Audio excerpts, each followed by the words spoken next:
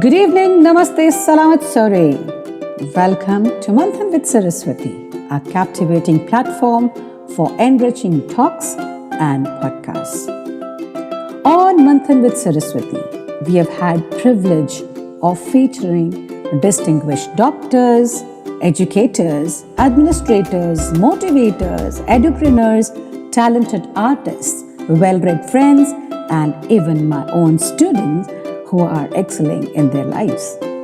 I'm Saraswati and I'm thrilled to announce you to our new series, Femipreneur Fiesta, a vibrant chapter in our Celebrating Women in Business series here on Manthan with Saraswati.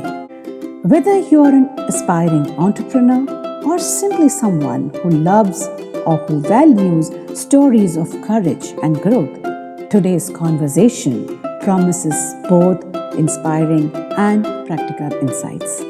So, let's dive into the world of women entrepreneurs and hear directly from these incredible leaders paving the way forward. Hello everyone, Namaste, and today on Manthan with Saraswati, we have young, energetic, enthusiastic female entrepreneur. This series of Manthan with Saraswati is really very proud to have these young girls who are stepping up into the field of entrepreneurs and participating in today's talk show. We have Shivangi Agarwal, the founder and CEO of Terra Asri. Terra Asri is B2B agricultural e-commerce mobile and web app that allows farmers and the aggregators to connect with different stakeholders for agri-inputs. Wow, doesn't it sound very, very interesting? The Terra Asri has a vision, and that is creating a lasting impact on Indonesian farmers through technology. So let's go and welcome Shivangi Agarwal to Manthan with Saraswati. Welcome. Thank you so Shivangi. much. Thank you so much. Shivangi, would you like to add something more to Terra Asri? Sure. Terra Asri is an agri-tech startup, as you mentioned, and what we are focusing on is to create an ecosystem where different stakeholders in the agriculture industry, whether it be suppliers of agri-inputs, retailers who sell those agri-inputs to farmers, and and also buyers of agri-outputs like fruits, vegetables, to come into one platform and basically create a whole value chain that will serve to different stakeholders in the agriculture industry. Wow. What we are trying to do is create the digitalization of the entire industry itself. So, a young girl who should be pursuing more of the entertainment world or get into some other thing. How did you think about the farmers? And I would rather like to ask you that what motivated you to get into an industry like agriculture? So actually, I grew up in a small town called Ampel Boyolali in Central Java, Indonesia, and that's where I got a lot of opportunities to meet with farmers, try to understand what kind of challenges they face, what issues they're having on the field itself.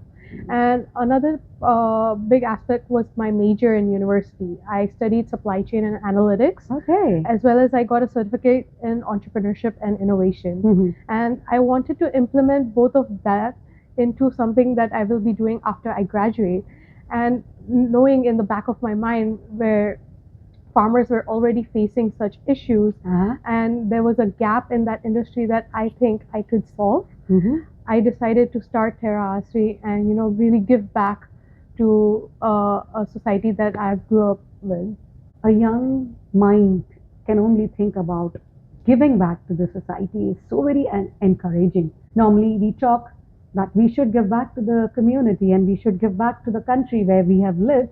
And Shivangi, so we're very proud of this venture of yours. But when you embark upon this journey, you're young, right? Right. You would have definitely faced so much of challenge. How did you overcome it?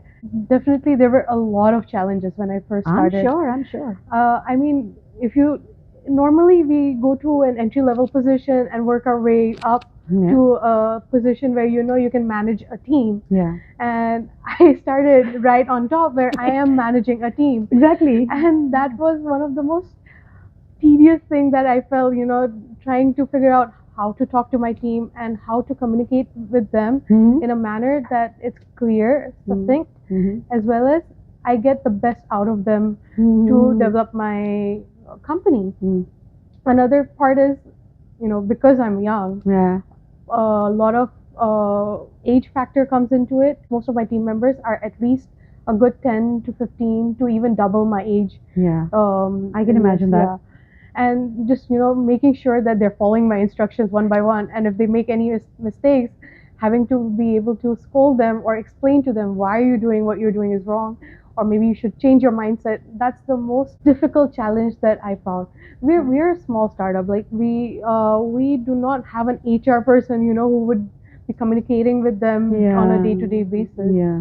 So I think it all comes down to me on how I want to motivate them, get the best out of them, Yeah. and ensure that my team is also happy to work in my company and Yeah. motivated to come there. Very. So this is, do you think of your childhood when your mom and dad would ask you to do something and you would say something to them to get your work done?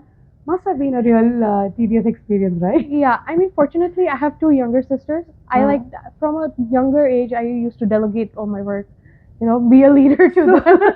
So I think that helps you to delegate your Exactly. work and get the work done. It's a very any kind of a setup. Mhm. It's kind of difficult if the people are because it's the Asian culture to Right, respect right. the elders also. So I'm sure, and I'm very glad that you found a way to reach out to how you should get your ideas and they Right. follow your ideas. Right. When Okay. you are running a startup, no Mhm. matter it's a small startup or a big startup, you have a lot of lessons Mhm. which you would have learned by now, which you would learn in future. So what are the key points you would like to share with our viewers? Because you're young, I don't want anybody to Right. take you as the face value. I want the Mhm. leader in you to speak this up. How do you foster a positive work environment? People who disagree with you, or people Right. would say that, okay, no, Shivangi, this is the way to Mhm. do it. But you have your set of mind. Now, how do you maintain that you communicate to them and yet maintain a very positive thought process in your team? How do you do that? A big part of it is clear communication, where we want to make sure whatever we have told to our employees or our team members that this is exactly what I want out of you. And when they say that, oh no, Boo, I don't want to work on this. I think what you're thinking is wrong. Yeah. I tell them, just trust on me that, with this. Once you do this, and trust me, it will work. Yeah. And I just try to let my work speak for itself, right? Yeah. Really let them see what I'm thinking and what kind of results I'm getting based on my actions. And once they see that, they also start to trust in me and start to agree with my decisions more often than not. Okay. So I don't want to use my position as a way of making them agree to what my ideas are, but more through my actions. Right. Has it ever happened that when such a situation arises, Mhm. your ego goes like, no, what I'm saying is right and you have to do this? Has it ever Definitely. happened to you? Many times, many times. Sometimes I get really frustrated. Why are you not listening to me? I'm telling you my idea is the right idea. And of course, in a company, in a startup, there are other management level people who have the same say as I do. And sometimes I have to convince them also, please hear me out. If I'm wrong, we can work on it. I will try as a CEO to make sure it's right. But at least hear me out, So that kind of disagreements happen all the time. But then you always win, kind of with your action. You always win that, right? Yeah. To a certain extent. You being a young CEO, how do you look at mentorship? And what are your ideas on networking skills required, or Right. how does the networking help? What do you say to the Actually, this goes back all the way to university time, where they really focused on doing some mentor-mentee workshops, or even programs, where I got the chance to be a mentee as well as a mentor to many students. Mhm. And this gave me an opportunity to understand where you need to fix yourself, or where you need to improve in yourself before you are able to go to the next generation and be able to tell them this is what you're supposed to do. I think for Terra Asri in particular, I have a few board of director members who are much older than me, much more experienced than me, and on a weekly basis, daily basis, I get to sit with them, understand from them on what really makes a successful business. Mhm. What kind of mistakes am I committing? Am I learning from those mistakes? And how can I make it better moving forward? Sales. I think that is one of the biggest part of a startup life. Mhm. And fortunately, in a city like Jakarta, we get a lot of opportunities. This for me is like a networking opportunity. Okay. Yeah, Uh-huh. go to a lot of different events, try to meet a lot of different people. I typically have trouble, meeting new people initially, but once I get to meet them, and once they also get to know me, we get comfortable, we get Yeah. to talking. Yeah. And from that, a lot of opportunities have opened up Mhm. for my company, and I'm really grateful for events like these, Yeah. to occur. How do you prioritize on your own learning and your self improvement in running a business rather? I tend to do a lot of reading, especially reading news. I get to know a lot about different startups, a lot about just even political news, global news, economics news, and that gives me a lot Input? information, Information. knowledge that I need to see how other people are doing their business, what kind of ideas they are coming up with, and is it in line with what I am thinking, or what am I doing? So a lot of it is just reading current events, just what is happening, what is the trendy thing, and part of it makes me glad that I'm at this generation, in the Yeah. social media generation, Exactly. where it takes me 5 minutes to go through whatever information is there that is really hot right So now. we can say that Mhm. the technology is helping the younger generation to reach and Yes. to receive so Mhm. much of information, right? Now- Now, you have a beautiful concept of your startup, Mhm. moving ahead with so many projects, so many Right. ideas to improve on that. Okay, so what impact do you think your business will have, not just in your industry, Mhm. but also on the community or society as a whole? So Terra Asri is not just aiming to streamline the supply chain to make it easier for the farmers.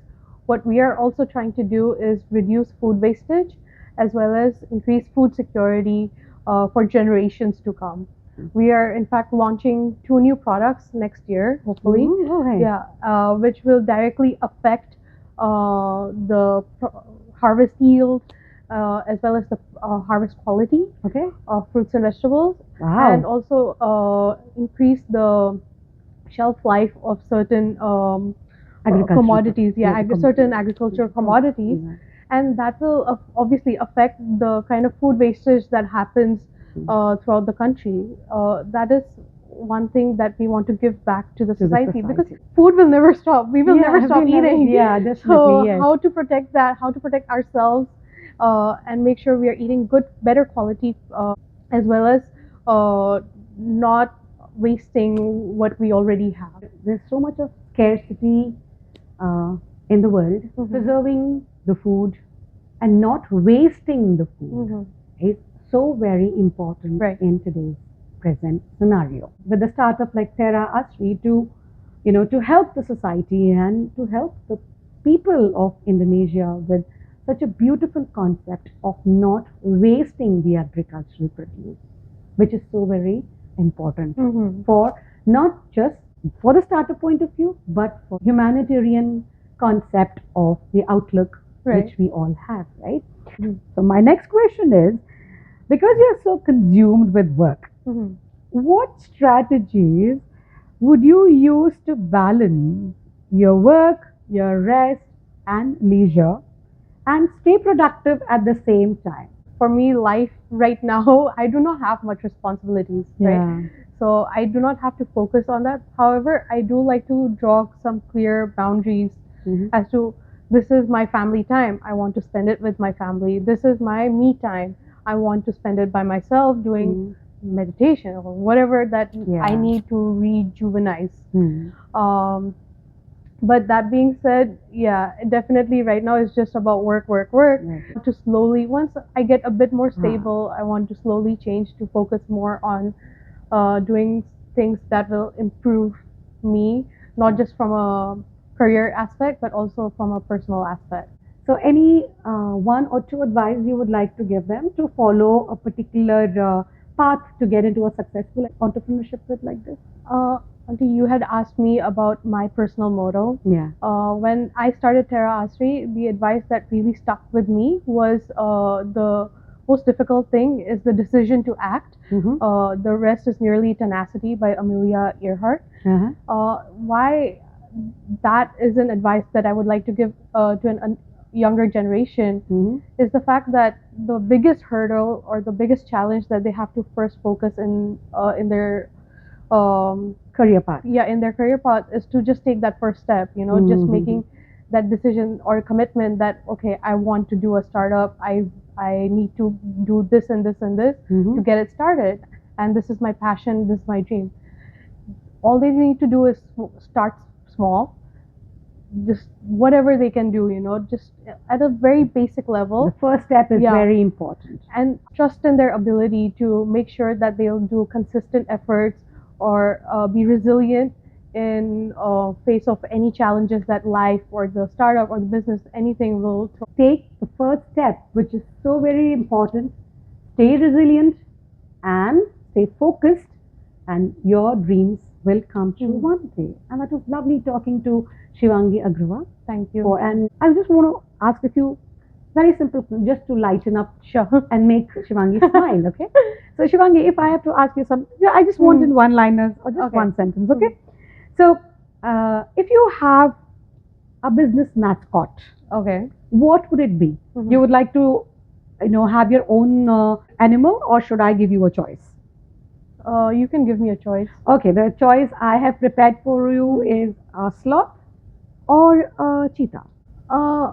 Specifically for my industry, I would select a sloth because for me, slow and steady wins the race. Okay. Or you would say a turtle, slow and steady wins the race. Because we want to start slowly, but make it something that is sustainable, that lasts really long time. We don't want to be like, we come in like fire and then go out like fire. Okay. While you're watching which you said is your favorite to watch these American shows, you have a meeting planned and you're like, okay, I want to watch this. So what's one excuse you would give for you to not attend the meeting? And it has to be creative. It has to be creative. Yes. I typically just say that the government has invited me for some interview. Agriculture works a lot with the government, right? And what government is always last moment, last minute invites. And you have to be there, leaving everything. So people understand. Everybody here understands. My next question, if your startup were to be a movie, imagine, if your startup had to be a movie, what kind of a movie will it be?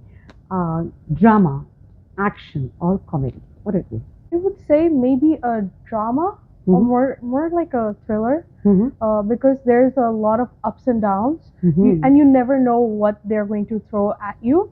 So it's always a surprise, then every day is a surprise, a new difficulty, a new fear that gets unlocked, So it's going to be a thriller. Yeah, definitely. Another few question would be, what is that one weirdest thing you've done to make your business look cooler? tame when it comes to this. The most I might have done is just speak a lot about my business, just go on for hours and hours to the point that they think, oh, this is awesome. This is an awesome business. She's doing so much. But in reality, it's just me telling them very in-depth details about my business. It's the same thing, which I can maybe say it in a sentence. Okay. Have you ever happened to come across something weirdest advice? And the moment you heard it, you would say, oh my God, what a weird advice I'm getting. But then when you followed it, it turned out to be, it's really worked for you. I feel like I don't know if this is weird. At the time when I heard it, it was weird, but it was something that works for me even till now. And that is fake it till you make it. It's not exactly weird, I know, but when you need that confidence boost, I just keep repeating that, you know, I can take this, I can take that confidence and go for it. When I heard that advice, I thought, you want me to fake what? How do you fake confidence? So at that point, I was like, this is not sage advice, you know, you shouldn't be giving this to anybody. My last question. What if you had to hire your dream personality who is excellent in business as your interns? As my intern? As your intern. Actually, recently I have been reading a lot on Sudha Murthy. She is an enigma of her own, you know, she who worked in that generation and proved herself to be a leader.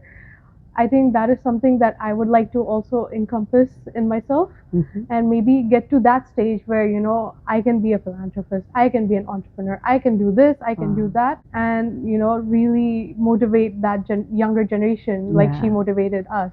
I'm very happy to hear that hire her as an intern. Now someday, like, you know, but she would be more of a mentor. Right? Definitely, yeah. I would see her more of a mentor rather than an intern. Okay, that was lovely having you on my talk show, Shivangi. Thank you. This is Saraswati saying bye-bye, and we will meet you again with yet another entrepreneur. Thank you so much. Till then, it's bye-bye, namaste, and a big high five. Bye-bye. Thank you. Thank you.